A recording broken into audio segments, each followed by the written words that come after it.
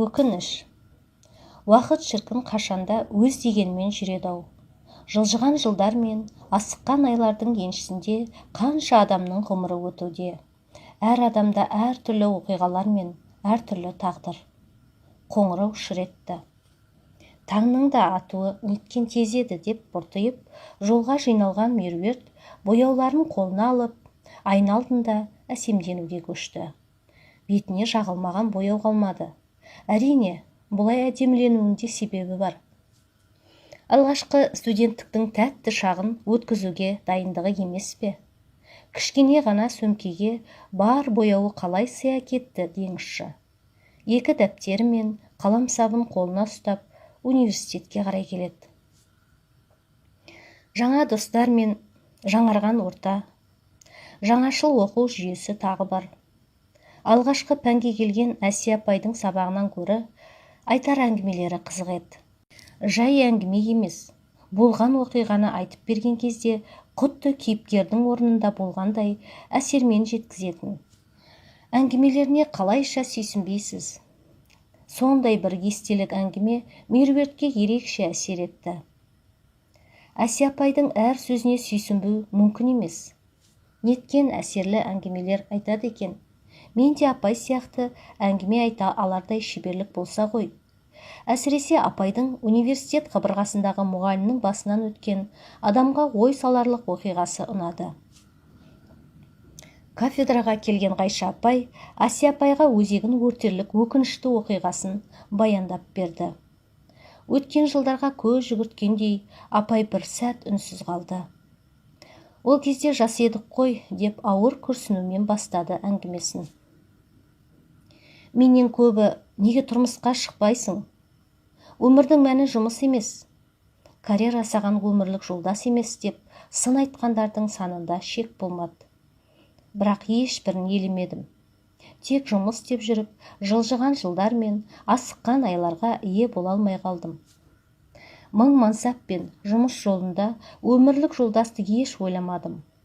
Осы университетке мұғалім болып келгенімде 23 жасар жас қыз едім. Кәрі қыз болуымның естеліктері осы оқу орны қабырғасында қалып кетті-ау. Мен жұмысқа орналасқан жылдары өзімен қатар Лиза апайларың да осында орналасқан. Оның да жасы менімен шамалас. 2 жас кішілігі бар. Өзі тұйық еді, ашылып әңгіме айта бермейтін. Керісінше мен Лизаны әңгімеге араластырып сөйлесетінмін. Менің 1995 жылы декан орынбасары болып дәрежем өсті. Лизамен араласуды азайттым. Солай мансабымның 5-ші жүріп 30-ды орталап қалғанмын. Тап осы кабинетте томаға тұйық тымсырайып отырған Лизаны көріп, қасына кеп отырғаным сол еді. Кенет ішке Дәмеш апай кіріп келді. Ол апайды сендер танымайсыңдар. Өзі сондай жайсаң, мінезі жуас апай еді. Әрдайым көмекке ұмтылып, жан-жағын жадыратып жүретін. Сол апай қасына оқшаулау шақырып алып, Айша, жұмысың қалай? Бәрі жақсы ма деп егжей-тегжейлі сұраққа ала бастады. Кенет қолымнан ұстап, Ғайша, бұл жүріс қыз балаға жараспайды, жан-жағыңа қарашы қалқам. Бәрінің жары мен балалар бар, тіпті сенің жасындағылардың немересі бар шығар. Дұрыс, карьера деп жүрген шығарсың, ол да жөн.